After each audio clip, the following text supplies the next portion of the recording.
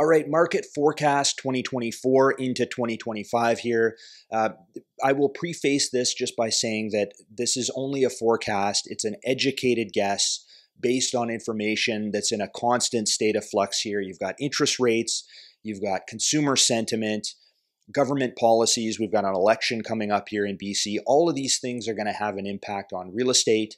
But I will give you my forecast based on just my gut working in the trenches in this market. So just to recap, 2023 was the worst year in real estate for most agents since the 2008 financial crisis.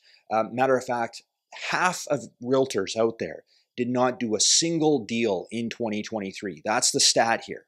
So it was a tough year. Even the top producers that I know, they were still getting deals done. But of course, those guys have massive overhead. They have big websites and CRM systems and staffing and everybody that they got to pay. I know one guy here, top producer, he said he racked up about $250,000 worth of debt in 2023. So very few were having much success here. Maybe the absolute top producers, but again, those guys have a lot of overhead here. So sales volume was way below the 10-year average. That continued into 2024. And of course, the reason for this is two words: interest rates. We had one of the fastest interest rate tightening cycles in recorded history. That completely seized up the market because those of you guys that were in the market, you owned your homes. A lot of them had locked in rates, fixed rates at 2.25%. They didn't want to break those terms. Those on the outside looking in, first-time buyers, I worked with a lot of them prior to 2023. As soon as those interest rates started increasing here, that completely decimated the first-time buyers. They were not able to qualify for a mortgage. If you're taking out a mortgage now at 6%, at one point you were qualifying probably 2 percentage points higher under the mortgage stress test. You're probably qualifying around 8%. That was just, these first-time buyers were completely locked out, and that's something that I noticed in my business. So fast forward to today, we've had 3 quarter-point cuts in Canada. Not a lot, but it's kind of signaling the direction for future rate cuts. The U.S. was expected widely by economists to cut by a quarter point. They went ahead and cut by a full half point because the economy's weakening, jobs, unemployment, all those things. You're starting to see interest rates coming down faster than a lot of people anticipated, which is exactly what I was saying when you go back to my videos I was doing 6 or 7 months ago. I was following these economists, David Rosenberg, and some others that were saying, look, inflation's falling, and yeah, we're down to the 2% target. We might even end up below that 2% inflation target before long here.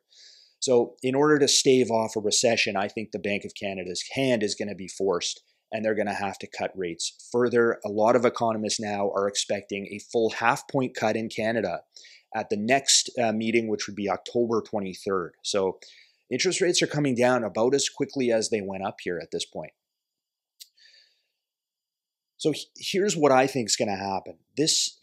I've noticed just on the Sunday here, I believe there was another agent doing an open for this on Saturday. I believe we had 8 parties. I had 6 parties through. This was a 2-bedroom, 2-bathroom, about 1,000 square foot in New West. It was attractively priced below assessed value, around $740K. Really beautiful mountain views, nice exposure, a nice patio for entertaining. Had a lot of good things going for it. And I knew this was going to sell quickly. Not privy to if it's sold firm yet, but I know we did have an offer on it.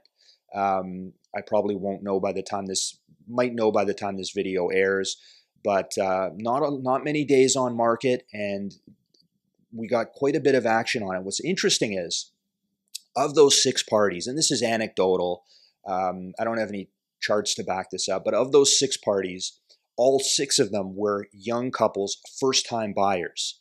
So I suspect that all those first-time buyers, the last 2 years of pent-up demand through 2023 and 2024, they're starting now to slowly come back into the market and start kicking tires. Now, that doesn't mean they're going to be writing offers just yet.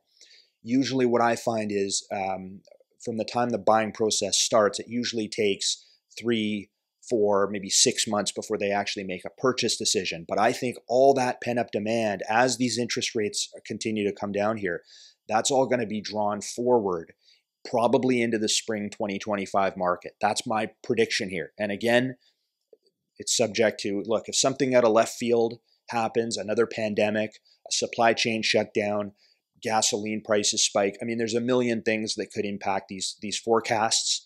But based on the information I'm looking at now and based on what I'm experiencing in the trenches, I could definitely see that happening, where all of a sudden now we're in the spring 2025 market and you're in a much more competitive environment. Right now, we're on the cusp of the high end of a buyer's market, low end of a balanced market, but that doesn't tell the whole story because there's a lot of junk out there. The high quality units like this one that I talk about in New West, I'm going to say it's more balanced and even closer to more of a seller's market. So if you wait until spring 2025, though, I think it's going to be back to a strong seller's market. Now you're not going to be able to write subject to finance, insurance, and inspection and take your time to review the strata documents with your realtors. It's going to be much more competitive and you're going to be back to subject free offers. That's my forecast anyway.